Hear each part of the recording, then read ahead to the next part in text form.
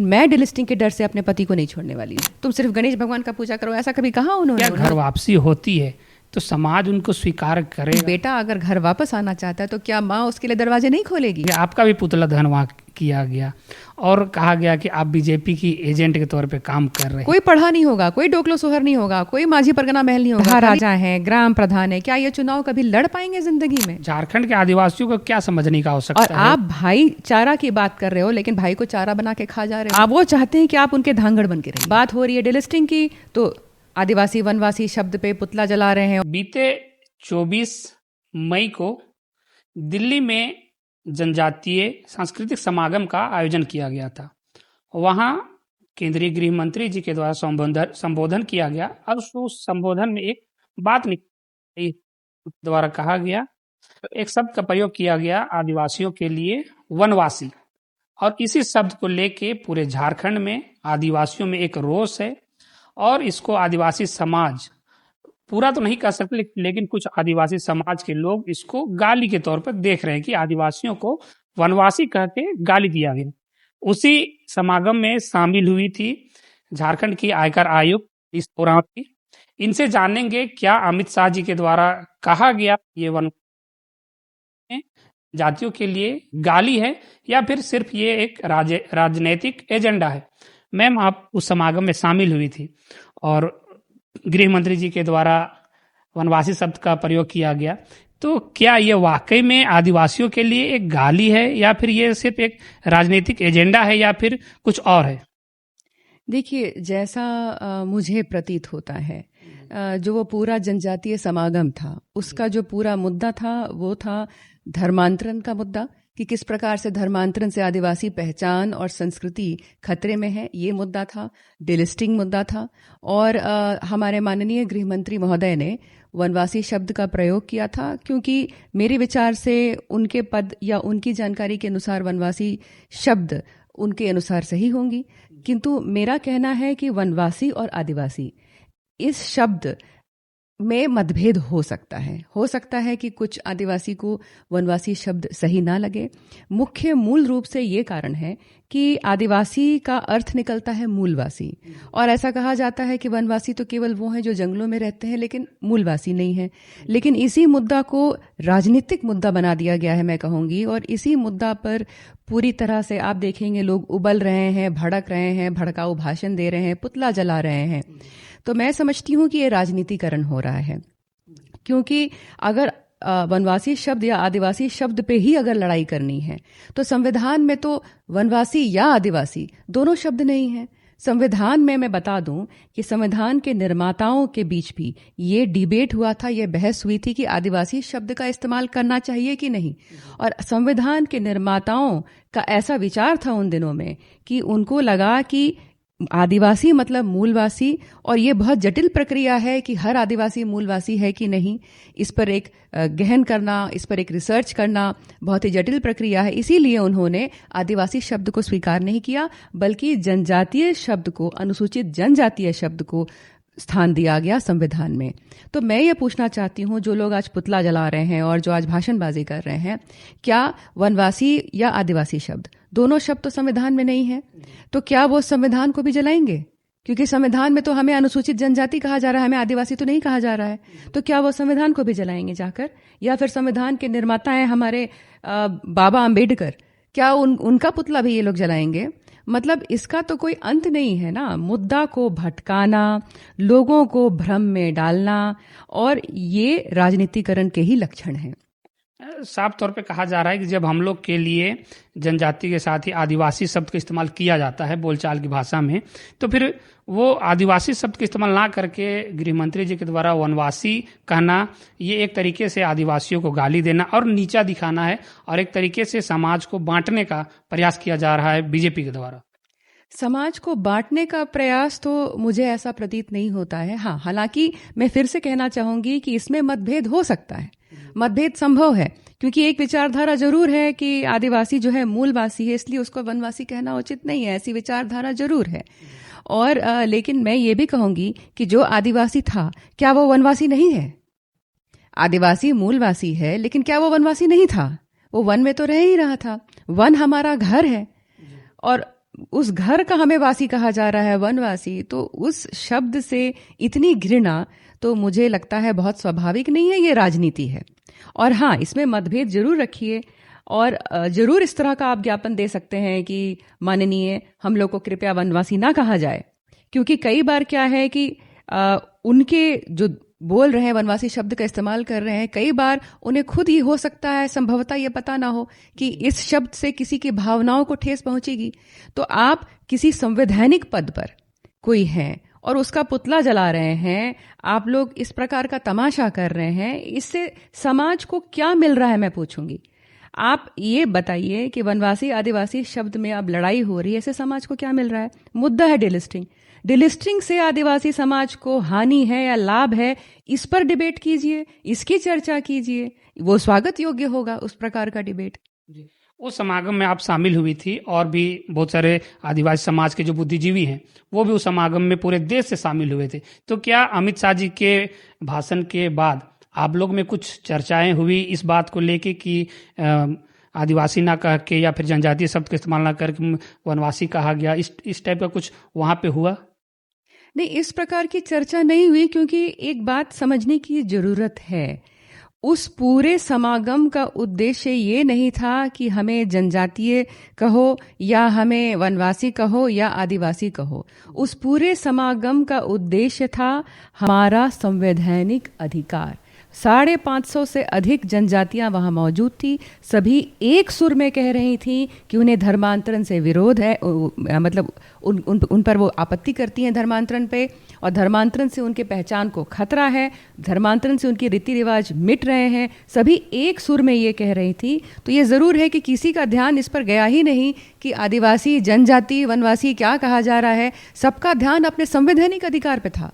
भाई, अनुच्छेद 25 में अपने धर्म की सुरक्षा करना, अपने धर्म के संरक्षण करने का अधिकार है। सुप्रीम कोर्ट ने भी कहा है कि अनुच्छेद 25 के तहत धर्म प्रचार का अधिकार है, लेकिन धर्मांतरण करने का अधिकार नहीं है, और उसी के विषय पर चर्चा हो रही थी। अभी फिलहाल चर्चा में अनुच्छेद 342 भी है।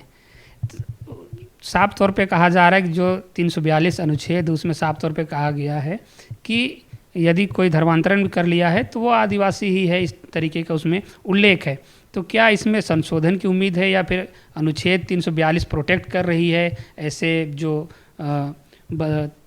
कन्वर्टेड हुए हैं या फिर धर्मांतरण हुए उनको? देखिए, यहाँ पे मुझे लगता है कि संविधान जब से बना है उसमें 100 बार से अधिक संशोधन हो चुके हैं। तो इस प्रकार से जो 342 है उसमें भी संशोधन की आवश्यकता है, और यही आदिवासी समाज की आकांक्षा है। आप ये सोचिए, एक तरफ जो अनुसूचित जाति हैं उनके बारे में ये कहा गया कि भाई अगर आप विदेशी धर्म को अपनाते हैं तब आप अनुसूचित जाति की श्रेणी में नहीं आएंगे। तो हमारा ये सवाल है कि यही जो है अवधारणा, वो अनुसूचित जनजाति के लिए भी एप्लीकेबल होना चाहिए, उन पर भी लागू होना चाहिए। क्योंकि मुझे एक चीज़ बताइए, विदेशी धर्म, मान लीजिए हम ईसाइयत की बात करते हैं, क्या ईसाइयत में गोत्र व्यवस्था होती है? क्या पूरी दुनिया में किसी ने कभी सुना है कि ईसाइयत में गोत्र व्यवस्था होती है? गोत्र व्यवस्था में मतलब संस्कार होते हैं, रीति रिवाज होते हैं, उसके अपने देवी देवता होते हैं, उसके अपने कस्टमरी लॉ होते हैं।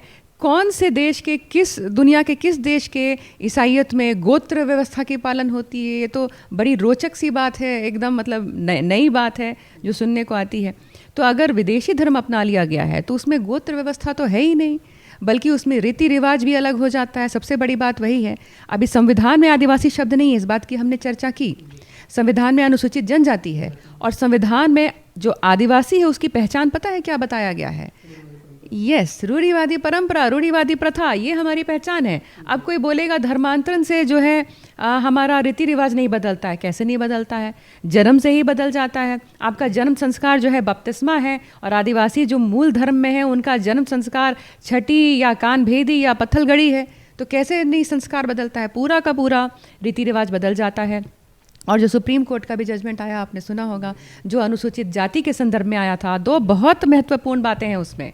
देखिए, 2 महत्वपूर्ण बातें ये हैं कि सुप्रीम कोर्ट, माननीय सुप्रीम कोर्ट के जज साहब ने कहा कि आप 2 नाव पे पैर रख के नहीं चल सकते हैं। ये उनकी विशेष टिप्पणी थी उस निर्णय में। 2 नाव पे पैर रखना मतलब हम मतलब सरना धर्म का भी रीति रिवाज का पालन करेंगे और ईसाई धर्म का भी रीति रिवाज का पालन करेंगे? क्या ये संभव है? मतलब ये कैसा मतलब खिचड़ी मतलब धर्म, मतलब इस धर्म का तो नाम फिर एक नया दे देना चाहिए जब हम दोनों धर्म का रीति रिवाज का पालन करेंगे। लेकिन बहुत लोगों का कहना है कि ये सिर्फ अनुसूचित जाति के लिए है, सुप्रीम कोर्ट के द्वारा जो टिप्पणी की गई। जी जी, वो अनुसूचित जाति के लिए ही सुप्रीम कोर्ट का वो निर्णय था, क्योंकि एक दलित ईसाई, सो कॉल्ड दलित ईसाई, उस केस का जो था वो याचिका उसने दी थी। आज ज़रूरत है आदिवासी समाज को भी आगे आने की और इस प्रकार की याचिका और इस प्रकार का संज्ञान में देने के लिए माननीय सुप्रीम कोर्ट को भी और हाई कोर्ट को भी, ताकि हमारे विषय में भी उसी प्रकार का निर्णय लिया जा सके। क्योंकि ये अन्याय है, ये बिल्कुल सरासर अन्याय है कि अगर धर्म बदल लिया है, रीति रिवाज बदल गए हैं, आस्था बदल गई है। आप ये समझने की कोशिश कीजिए सभी कि जब कोई भी रीति रिवाज है उसका आधार आस्था ही है, और आदिवासी समाज में खासकर रीति रिवाज, कानून, आदिवासी कानून, परंपरा और धर्म एक दूसरे से मिले जुले हैं। आप अलग नहीं कर सकते हैं धर्म को परंपरा से। तो यही आदिवासी समाज का जो है जीवन शैली और जीवन दर्शन है। हम बात कर रहे थे जिस समय माननीय गृह मंत्री जी का पुतला दहन किया जा रहा था इसी बात को लेके, और वहीं पे हम बहुत सारे लोगों से सवाल भी पूछे कि क्या डिलिस्टिंग होना चाहिए या फिर नहीं होना चाहिए। तो उनका साफ तौर पे कहना था नहीं होना चाहिए, और अगर यदि डिलिस्टिंग होता है तो वैसे लोगों का भी होना चाहिए जो हिंदू रीति रिवाज को मानते हैं और जो हिंदू से शादी भी किए हैं। और हमने वहाँ पे आपका भी थोड़ा बहुत जिक्र हुआ कि आप भी हिंदू से शादी की हैं, तो ये भी कहा जा रहा है कि वैसे लोगों का भी डिलिस्टिंग होना चाहिए जो हिंदू में चली गई हैं, हिंदू से शादी कर ली हैं, तो उनको भी आदिवासी से हटाना चाहिए। जी देखिए, जहाँ तक शादी की बात है, यहाँ हिंदू की बात नहीं है, यहाँ पे गैर आदिवासी की बात है। तो गैर आदिवासी से मेरी शादी भी है और मेरी डिलिस्टिंग भी ज़रूर होगी और होनी भी चाहिए, और मैं इसके लिए तैयार हूँ। डिलिस्टिंग जिस दिन होगी उस दिन धर्मांतरित आदिवासी भी डिलिस्ट होंगे, और मेरे जैसे लोग जिन्होंने गैर आदिवासी से शादी किया है, मैं भी तैयार हूँ डिलिस्ट होने के लिए। मैं इसका समर्थन करती हूँ। बस मेरा एक कहना है कि डिलिस्टिंग के डर से बहुत धर्मांतरित आदिवासी घर वापसी करेंगे, लेकिन मैं डिलिस्टिंग के डर से अपने पति को नहीं छोड़ने वाली हूँ। जी, तो साफ तौर पे आपका कहना है कि डिलिस्टिंग होना ही चाहिए। बिल्कुल डिलिस्टिंग होना चाहिए। मैं बहुत क्विकली आपको डिलिस्टिंग के फ़ायदे गिनाती हूँ, क्या क्या फ़ायदे हैं। देखिए, आदिवासी शब्द के लिए आज लड़ाई हो रही है कि आदिवासी शब्द से हमारे आदिवासी की जो पहचान है, धर्म है, परंपरा है, रीति रिवाज है, उसका बचाव हो पाएगा? नहीं हो पाएगा। लेकिन डिलिस्टिंग से वो धर्मांतरण रुकेगा, घर वापसी होगी, और आदिवासी, सरना आदिवासी की रीति रिवाज, धर्म, परंपरा, पहचान सब बचेगी। दूसरी बात है, आज आप गांव में जाके देखिए, ग्राम प्रधान पाहन जो धर्मांतरित आदिवासी हैं वो उन पदों पे बैठे हुए हैं, जबकि वो धार्मिक जिम्मेदारी नहीं निभा पा रहे हैं, और पेशा कानून की ताकत भी वो बटोरना चाह रहे हैं अपने हाथों में।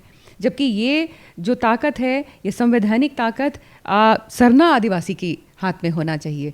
तो डिलिस्टिंग से गांव में ग्राम प्रधान, पाहन और इस तरह के जितने भी पारंपरिक पद हैं उसमें अपने आप जो है सरना आदिवासी आ जाएंगे, और जो धर्मांतरित आदिवासी हैं वो सभी हट जाएंगे। अच्छा, हम नौकरी की बात करते हैं। आप नौकरी में देखिए, आपको कितने सरना आदिवासी नज़र आते हैं? आपको कम से कम 90% जो है धर्मांतरित आदिवासी ही आरक्षण का लाभ ले रहे हैं।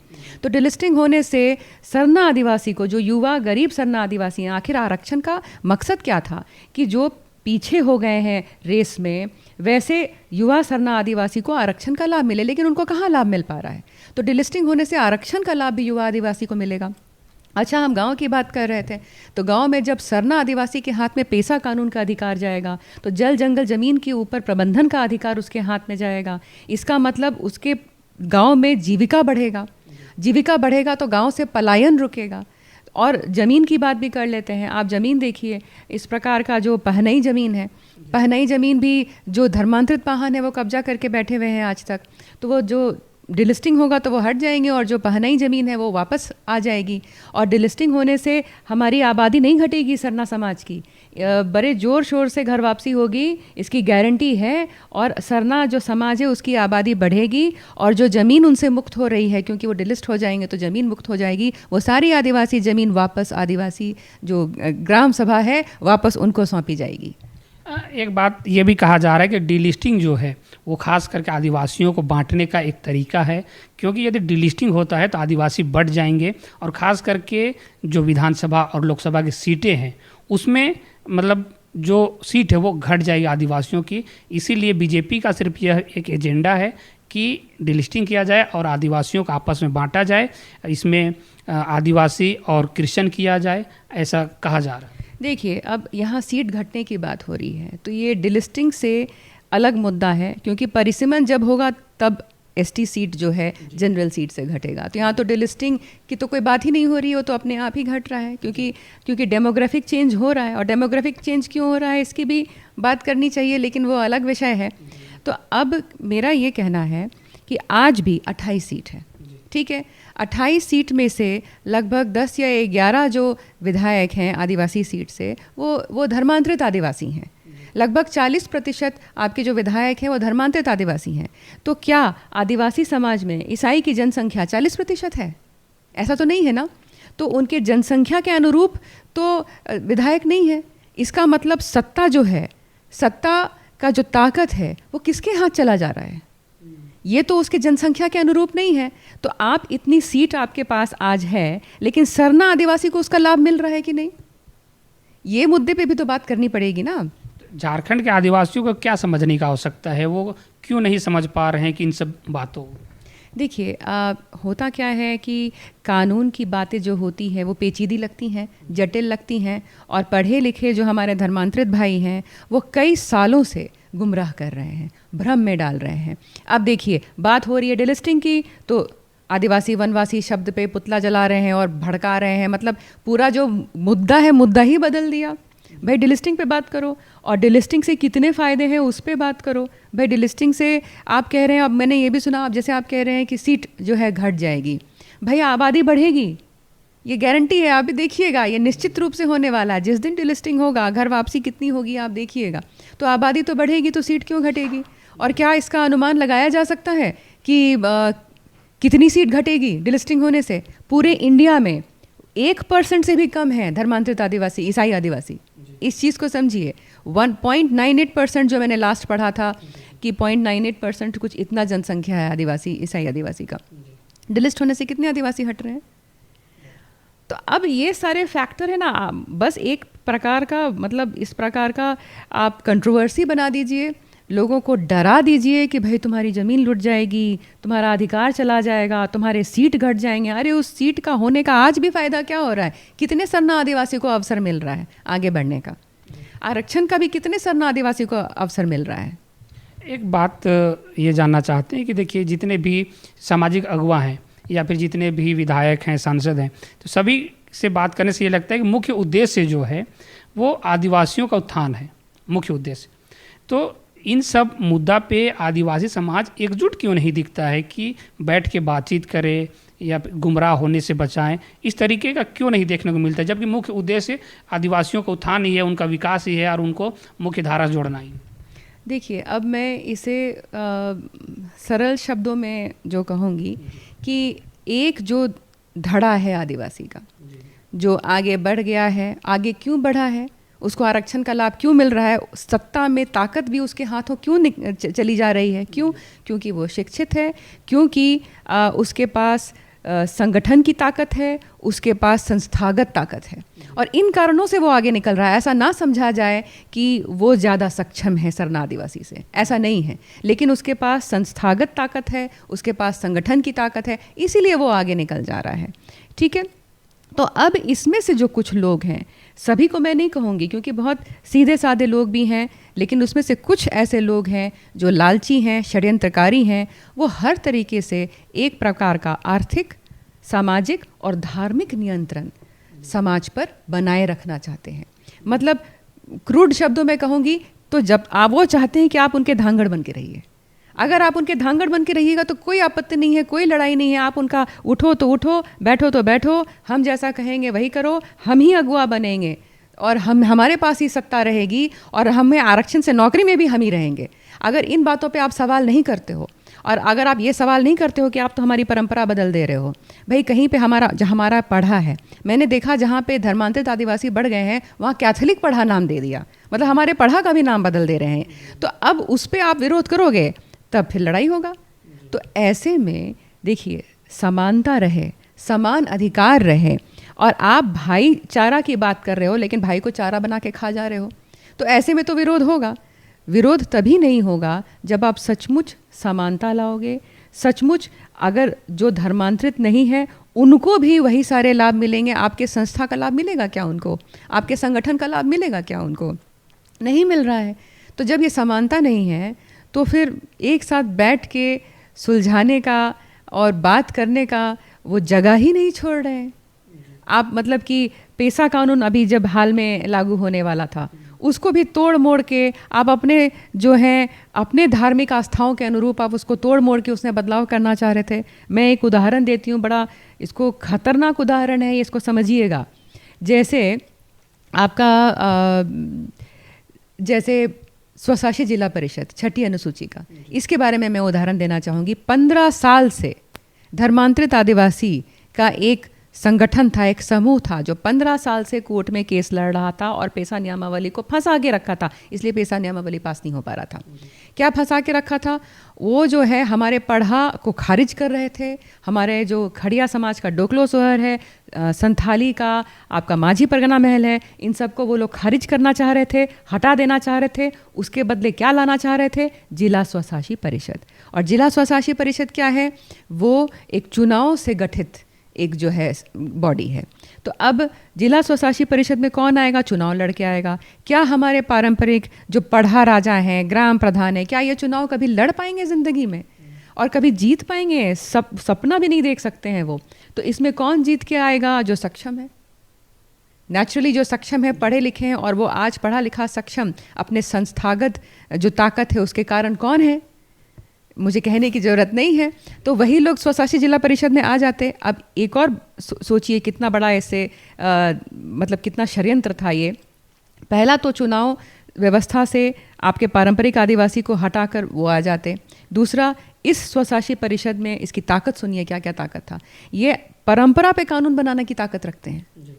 ये जो जिला स्वशासी परिषद, इसका ताकत है कि परंपरा पे, आदिवासी परंपरा पे कानून बना सकता है। मतलब ये अगर ये हो जाता है तो जो पारंपरिक व्यवस्था वो नष्ट हो जाएगी, वो नष्ट, वो खत्म। कोई पढ़ा नहीं होगा, कोई डोकलो सोहर नहीं होगा, कोई माझी परगना महल नहीं होगा, खाली स्वशासी जिला परिषद होगा और वो आदिवासी परंपरा पे कानून बनाएगा। मतलब धर्मांतरित आदिवासी सरना आदिवासी के परंपरा पे कानून बनाएंगे और धर्मांतरित आदिवासी हर गांव के ग्राम प्रधान को चुनने की ताकत रखेंगे। और इस प्रकार का आप, ये तो षड्यंत्र मैं मानती हूँ इसे, कि इस प्रकार का आप कानून में बदलाव लाना चाह रहे थे, आप इसे समाज पे थोपना चाह रहे थे, तो षड्यंत्र था। और मैंने सिर्फ एक उदाहरण दिया, अनेक उदाहरण है इस प्रकार का जहाँ ये लगातार षड्यंत्र करते रहते हैं। क्यों? आर्थिक नियंत्रण के लिए, धार्मिक नियंत्रण के लिए और सामाजिक नियंत्रण बनाए रखने के लिए। उद्देश्य है जो मूल आदिवासी हैं, जो सरना मानते हैं, उनको सिर्फ धांगर बनाना उद्देश्य है, वो उनके नीचे काम करें। जी, यहाँ पे असमानता है। ज़मीनी स्तर पे आप जाकर देखिएगा तो लोगों में जो है एक असहजता की भावना है। जो ज़मीनी स्तर पे आदिवासी हैं, भोले भाले हैं, लेकिन वो असहज हैं, उनको तकलीफ़ है। आदिवासी जल्दी बोलते नहीं हैं, लेकिन उनको तकलीफ़ है, उनको नौकरी नहीं मिल रही है, वो पीछे छूट रहे हैं, उनके साथ भेदभाव है और धर्म के आधार पर भेदभाव है। उनके आस्था का अपमान किया जाता है, उनके देवी देवता का अपमान किया जाता है, भूत चुड़ैल इस तरह की बातें कही जाती हैं उनके देवी देवताओं को। तो उनकी भावनाओं को ठेस पहुंचती है। और आज जो पारंपरिक उलगुलान भी हम लोग खूंटी में शुरू किए, फिर हम लोग गुमला गए, तो ये पारंपरिक उलगुलान 10 आदिवासी मिलके शुरू नहीं किए हैं। ये आपके 60, 70, 80 गांव इसमें शामिल हो चुके हैं। तो ये ज़मीनी स्तर के हैं। मतलब लोगों में गुस्सा है, नाराज़गी है, दुख है, उनकी भावनाओं को ठेस पहुंच रहा है। और मेरे हिसाब से इस वक्त जो है एक समझौता करने की ज़रूरत है, क्योंकि नहीं तो ये खाई बढ़ती जाएगी, डिस्टेंस और बड़ा होता है। ये डिस्टेंस बड़ा होते जाएगा, क्योंकि अब आदिवासी जाग रहा है, वो इन बातों को समझ रहा है और कानून की बातें, जो कानून की सही जानकारी है, उन तक पहुंच रही है। वो जान रहे हैं कि जो ये पारंपरिक पद है उसमें जो धार्मिक जिम्मेदारी नहीं निभा सकता है, सिर्फ सामाजिक जिम्मेदारी निभाएगा, ऐसे अधिकारी उस पद पर नहीं रह सकते हैं। आप कुछ दिन पहले खूंटी भी गई थी, तो आप इन सब बातों को समाज के सामने रख रही हैं, और जब आप वहाँ से वापस आई उसके बाद वहाँ एक रोष भी देखा गया, आपका भी पुतला दहन वहाँ किया गया और कहा गया कि आप बीजेपी की एजेंट के तौर पे काम कर रही हैं। क्या देखिए, क्या है ना कि अगर मुद्दे पे बात ना करो, तुरंत किसी मुद्दे का राजनीतिकरण कर दो, ताकि जो लोग हैं, समाज के लोग हैं, भोले भाले लोग हैं, वो भ्रमित हो जाएं कि अच्छा ये तो फलना पार्टी का है या ये तो फलना संगठन का जो मुद्दा है। लेकिन बात दरअसल ये है कि इनका क्या कहना है कि वो जो उस दिन 56 गांव के लोग डीसी साहब को, डीसी उस समय रोनिटा थी मैडम को, ज्ञापन सौंपने गए थे, तो क्या वो 56 गांव के सभी लोग बीजेपी के कार्यकर्ता थे? क्या कहना चाह रहे हैं ये? उन 56 गांव के जो लोग थे उसमें जेएमएम के भी कार्यकर्ता थे, कांग्रेस के भी कार्यकर्ता थे, बीजेपी भी कार्यकर्ता था, कुछ ऐसे लोग भी थे जो किसी पार्टी को पसंद नहीं करते हैं। हर तरह के लोग थे, वो समाज के लोग थे। भाई ये सामाजिक आंदोलन है, ये किसी पार्टी का आंदोलन नहीं है। हाँ, अगर कोई पार्टी इसे समर्थन देती है, कोई संगठन इसे समर्थन देती है तो बड़ी खुशी की बात होगी। लेकिन फिलहाल ये बात बिल्कुल स्पष्ट कर देना चाहती हूँ कि ये सामाजिक आंदोलन है शुद्ध रूप से, और उस समाज के लोग अपने व्यक्तिगत जीवन में हर तरह के पार्टी से जुड़े हुए हैं। उनका व्यक्तिगत जीवन उनका अपना अलग है, लेकिन समाज के मुद्दे में एकता है। एक बात ये भी है कि जिस तरीके से आप कह रही हैं कि यदि डिलिस्टिंग होता है तो घर वापसी होगी, तो यदि क्या घर वापसी होती है तो समाज उनको स्वीकार करेगा? बहुत खुशी खुशी, बहुत बैंड बाजा के साथ और बहुत ही पारंपरिक पूजा पद्धति करके उनको स्वीकार किया जाएगा। वो हमारे भाई हैं। आप सोचिए, मान लीजिए सरना माता की बात करते हैं, वो माँ है, तो माँ का कोई बेटा उसको छोड़ के चला गया है, लेकिन बेटा अगर घर वापस आना चाहता है तो क्या माँ उसके लिए दरवाजे नहीं खोलेगी? बिल्कुल खोलेगी। माँ जो है अपने सभी बेटों के लिए दरवाजे खोलेगी जो वापस घर आना चाहते हैं। आप सभी का स्वागत है, आप हम लोग के भाई हैं। और जो आप कई बार विदेशी मानसिकता के प्रभाव में भी हम लोगों को अलग दृष्टि से देख रहे हैं, लेकिन अब समय आ गया है, आप पहचानिए, आप एक बार अपनी अंतरात्मा में भी झांकिए कि ये जो विदेशी धर्म है जो आपको इजराइल से जोड़ता है, वो आपको हमारे पूर्वजों से नहीं जोड़ता है, या आपको इजराइल के पूर्वजों से जोड़ता है, या आपको सिर्फ एक, आपको सिखाता है कि सिर्फ एक भगवान है, जबकि आदिवासी तो कण कण में भगवान देखते हैं। हम आदिवासी जंगल में, पहाड़ में, नदी में, हर जगह हम भगवान देखते हैं। तो उसको सिखाया जाता है कि आपका सिर्फ एक भगवान है। उसको सिखाया जाता है कि आपका आस्था, रीति रिवाज, पिछड़ापन है, मतलब अंधविश्वास है। इस प्रकार की बातें कह के उन्हें अपमानित किया जाता है, और दो भाई के बीच में जो इस प्रकार से दीवार बनाई जाती है। और सिर्फ यही नहीं, जो विदेशी मानसिकता है वो आपके जो समाज के सनातन भाई हैं उनके साथ भी आपको अलग कर रही है। भाई आप गांव में जरा याद कीजिए कि गांव में क्या होता था, सदियों से गांव में क्या हो रहा था। आपके गांव में भी जो है सनातनी हिंदू परिवार हैं। आपके गांव में भी जो पहला पूजा होता है वो पंडित से नहीं कराते हैं, बल्कि आपका सरना बैगा पाहन से कराते हैं। आपका शादी में मटकोड़वा का जो रीति होता है वो पंडित से नहीं कराते हैं, आपके बैगा पाहन से कराते हैं। तो जब वो आपके रीति रिवाज को स्वीकार कर रहे हैं, आपके भगवान को सम्मान कर रहे हैं, देवी मंदिर में भीड़ लगी रहती है और हिंदुओं की भीड़ ज़्यादा होती है, आदिवासी की तो मुझे दिखते नहीं है वहाँ ज़्यादा, मुझे तो हिंदू ज़्यादा दिखते हैं, सनातनी हिंदू। तो वो आपके देवी देवता का भी सम्मान कर रहे हैं, आपके रीति रिवाज का सम्मान कर रहे हैं। तो ये कैसे उनसे कैसे आपकी पहचान को खतरा हो रहा है? और सदियों से हम साथ साथ रह रहे थे, हमारी पहचान को खतरा नहीं था उनसे, बल्कि उन्होंने तो मदद की। जब वो हमारे रीति रिवाज का पालन कर रहे हैं, हमारे बैगा पाहन से पूजा करा के, तो वो तो हमारे रीति रिवाज का संरक्षण करने में ना मदद कर रहे हैं। वो तो नहीं कहे कि तुम पंडित से पूजा कराओ, पाहन से क्यों पूजा करा रहे हो, तुम ये किस देवता का पूजा कर रहे हो, धर्मेश क्या होता है, नहीं तुम सिर्फ गणेश भगवान का पूजा करो, ऐसा कभी कहा उन्होंने तो नहीं कहा है ऐसा। बल्कि दूसरी तरफ जो विदेशी मानसिकता है वो आपको कहते हैं कि आपका भगवान गलत है, आपका जो आस्था है वो गलत है, रीति रिवाज गलत है, वो उल्टा आपको कहते हैं। तो मैं कहूँगी कि पहचानने की ज़रूरत है कि आदिवासी आस्था को, पहचान को, हमारी संस्कृति को वास्तव में खतरा किससे है। और उसके अलावा भी, हमारी पहचान के अलावा भी जीविका का भी सवाल है, रोजी रोटी का भी सवाल है। इसके लिए भी आरक्षण का लाभ भी सरना आदिवासियों को मिले, ये भी बहुत अहम मुद्दा है। एक मुद्दा फिर से एक बार लाया गया है। कहा जा रहा है कि जो शंकर भगवान है उनको आदिवासियों से छीना गया है, वो आदिवासियों के थे, और जो हनुमान है वो भी आदिवासी थे, ऐसा कहा जा रहा है। क्या देखिए, पहले तो जो भी ये बातें कह रहे हैं उनको एक बार तय कर लेनी चाहिए कि वो कहना क्या चाह रहे हैं। मुझे लगता है वो लोग कंफ्यूज हैं। देखिए, महादेव भगवान वही हैं जो पशुपतिनाथ थे। पशुपतिनाथ का सिंधु घाटी सभ्यता से उनकी जो है पूजा होती है, ठीक है। अब आप मुझे ये बताइए, क्या कोई भगवान छीन सकता है? अगर भगवान सरना और सनातन के एक हैं, अगर वो भी महादेव की पूजा कर रहे हैं, ये तो और प्रमाणित ना करता है कि हम एक ही परिवार के हैं, क्योंकि हम एक ही भगवान को पूजा कर रहे हैं। तो वो अपने ही जाल में फंस रहे हैं। अगर वो ये कह रहे हैं कि हमारा भगवान छीना गया, नहीं, भगवान कोई छीन नहीं सकता है। आज धर्मांतरण क्यों किया जा रहा है? क्योंकि वो लोग चाहते हैं कि उनके प्रभु का पूरी दुनिया पूजा करे। तो क्या पूरी दुनिया छीन रही है उनके प्रभु को? वो तो ऐसा नहीं सोच रहे। जब वो अपने प्रभु के बारे में ऐसा नहीं सोच रहे, तो हमारे महादेव के बारे में ऐसा क्यों सोच रहे हैं? जितना ज्यादा लोग महादेव की पूजा करेंगे उतना तो अच्छा है ना। और अगर सनातन के भी महादेव भगवान है और हमारे भी महादेव भगवान है, हम एक ही को भगवान मान रहे हैं, तो ये तो और प्रमाणित कर रहा है कि हम एक परिवार के हैं। और हनुमान भगवान, अगर उसको भी हम दोनों भगवान मान रहे हैं, जो कि सच भी है, क्योंकि मुंडा समाज में ऐसे कई, मैंने मुंडा समाज के लोगों से बात की थी जहां पे उन्हें अपना पूर्वज मानते हैं। तो ऐसा अगर है तब तो ये और प्रमाणित कर रहा है एकता की बात। सरना सनातन एक है। हाँ, सरना सनातन एक परिवार का है। अभी एक है कहने से क्या होता है ना, उसमें लगने लगता है कि भाई हमारा पहचान मिट जाएगा। जैसे मैं उदाहरण के लिए, जैसे आपका नाम अवधेश जी है, आपके भाई हैं, उनका क्या नाम है? राजेश्वर प्रकाश। तो अवधेश, राजेश जी और प्रकाश जी, 3 भाई हैं। अच्छा, आप तीनों का नाम अलग अलग है, आप तीनों का पहचान अलग होगा, बिल्कुल, आपका व्यक्तित्व भी अलग होगा तीनों का, लेकिन आप तीन एक परिवार के तो हैं। आप तीनों में एकता तो रहेगी। तो आप ये देखिए, ये 3 भाई हैं, तीनों भाई में एकता रहने से तीनों भाई के अपने अपने पहचान को कोई खतरा नहीं है।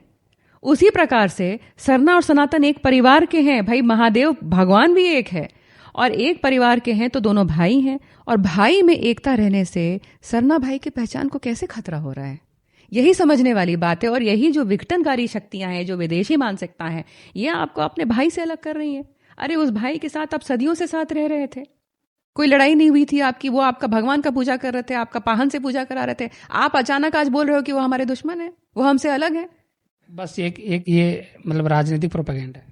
ये सब राजनीतिकरण है। देखिए, जब भी कोई विदेशी शक्तियां हावी होना चाहती हैं तो पहले घर को तोड़ती हैं, भाइयों में झगड़ा कराती हैं, ताकि जो परिवार है कमजोर हो जाए, परिवार में फूट पड़ जाए। तो ये एक देश परिवार है, ये भारत देश है, और भारत देश की मिट्टी से जो भी धर्म जुड़े हैं, जो यहाँ पे उत्पन्न हुए हैं, वो सभी एक परिवार के हैं, सबकी जड़ें एक हैं। और इसमें इन भाइयों में जो भी फूट डाल रहा है, वो विदेशी ताकत जो है, विदेशी मानसिकता जो है, वो कहीं ना कहीं भारत देश की अखंडता को प्रभावित करना चाह रहा है, कमजोर करना चाह रहा है। यही षड्यंत्र है। तो क्या डीलिस्टिंग से आदिवासी परंपरा, रूढ़िवादी परंपरा क्या मजबूत होगी? बिल्कुल, डिलिस्टिंग से आदिवासी परंपरा और रूढ़िवादी परंपरा बिल्कुल मजबूत होगी, क्योंकि एक तो डिलिस्टिंग होने से आपका धर्मांतरण पे ब्रेक एकदम लगेगा, ब्रेक लग जाएगा। जब धर्मांतरण पे ब्रेक लगेगा, इसका मतलब कि आप अपने ही परंपरा में बने रहेंगे, दूसरे परंपरा में तो नहीं जाएंगे। दूसरा जो है बात, कि जो धर्मांतरित हो गए हैं, वो जरूर, उनमें से आप देखिएगा बहुत सारी घर वापसियां होंगी, बहुत सारी। अभी भी जो ग्राम प्रधान बदले जा रहे हैं और पाहन को बदला जा रहा है, वो हम लोग सोशल डिलिस्टिंग कहते हैं, उसको सामाजिक डिलिस्टिंग कहते हैं। उसमें भी बहुत लोग घर वापसी कह रहे हैं। मैं आपको बता दूं कि ठीक है, हमें ग्राम प्रधान बने रहने दो, हम ईसाई से सरना बन जाते हैं। ये वहां खूंटी में भी हो रहा है, बिना कानून के हो रहा है ये। तो इस प्रकार से घर वापसी भी होगा तो निश्चित तौर पे हमारी आबादी रहेगी, धर्म और मजबूत होगा, परंपरा और मजबूत होगा। और परंपरा ही जो है हम लोग का आधार है। हम कहते हैं ना कि हम परंपरा की रक्षा करेंगे तो परंपरा हमारी रक्षा करेगी, जरूरी है। मैम, एक थोड़ा सा निजी सवाल आपसे पूछेंगे। इन दिनों खबरों के मुताबिक चल रहा है कि आप राजनीति में पदार्पण करने वाली हैं और राज्यसभा जाने वाली हैं। इसमें कितनी सच्चाई है? क्या वाकई में आप राजनीति में पदार्पण करने वाली हैं, राज्यसभा जाने वाली हैं? ये जो खबरें थी, ये जो अभी उठी हैं ये खबरें, अभी मुझे कोई आधिकारिक स्तर पे मुझे कोई ऐसी सूचना प्राप्त नहीं है, औपचारिक सूचना मुझे कोई प्राप्त नहीं है। और मैं तो फिलहाल नौकरी कर रही हूँ, और अभी फिलहाल तो ये अटकलें ही हैं, मैं ऐसा कहूँगी। और हो सकता है, बल्कि यही स्वाभाविक है कि जो जिस तरह से समाज सेवा से मैं जुड़ी हूँ, या जमीनी स्तर पे जुड़ के जो हम लोग काम कर रहे हैं, उस वजह से शायद मुझे कहीं ना कहीं इससे जोड़ा जा रहा है राजनीति से, या क्योंकि राजनीति भी समाज सेवा का ही एक अवसर है, तो इसीलिए मुझे ऐसा लगता है कि मुझे इसलिए जोड़ा जा रहा है। हालांकि फिलहाल तो ये अटकलें हैं, क्योंकि मुझे कोई इस प्रकार का जो है फॉर्मल जो है इन्फॉर्मेशन, औपचारिक जो सूचना प्राप्त नहीं हुई है। लेकिन ये खबर बीजेपी की ओर से मतलब कहा जा रहा है कि बीजेपी के साइड से आप जाइएगा, ऐसा कहा जा रहा है। देखिए, पार्टी और मतलब किस पार्टी में कौन जाएगा, ये इस पर तो मैं कोई अभी कमेंट नहीं कर सकती। मैं सिर्फ इतना कहूंगी कि जहां पर भी हम लोगों की विचारधारा से मेल खाता है, वो उस पार्टी का विचारधारा या उस संगठन का विचारधारा या उस संस्थान का विचारधारा, वही ना हम लोग जाएंगे। वो सिर्फ पार्टी नहीं है, वो संगठन या संस्थान भी है। मतलब हमें बोलने की आज़ादी हो, हमें अपने विचार व्यक्त करने की आज़ादी हो, हमें हमारा जो संवैधानिक अधिकार है, अगर हम उसकी मांग कर रहे हैं तो उसे गलत ना माना जाए। जिस संगठन में या संस्थान में या पार्टी में इन बातों की आज़ादी होगी, निश्चित तौर पर लोग वहीं जाना चाहेंगे। तो फिलहाल मैं यही कहना चाहूँगी कि जहाँ भी विचारधारा को जगह मिलती है, वही जगह उपयुक्त होगी। मतलब कह सकते हैं कि यदि आपको अवसर मिलेगा तो आप जाएंगे। देखिए, जो भी समाज सेवा में है आज, जो भी समाज सेवा कर रहा है, अगर उसको एक बेहतर मंच और बेहतर अवसर मिलेगा समाज सेवा के क्षेत्र पर, और अगर वो कहेगा कि मैं इस पर विचार भी नहीं करूंगा, तो वो झूठ कहेगा। तो मैं यही कहना चाहती हूँ।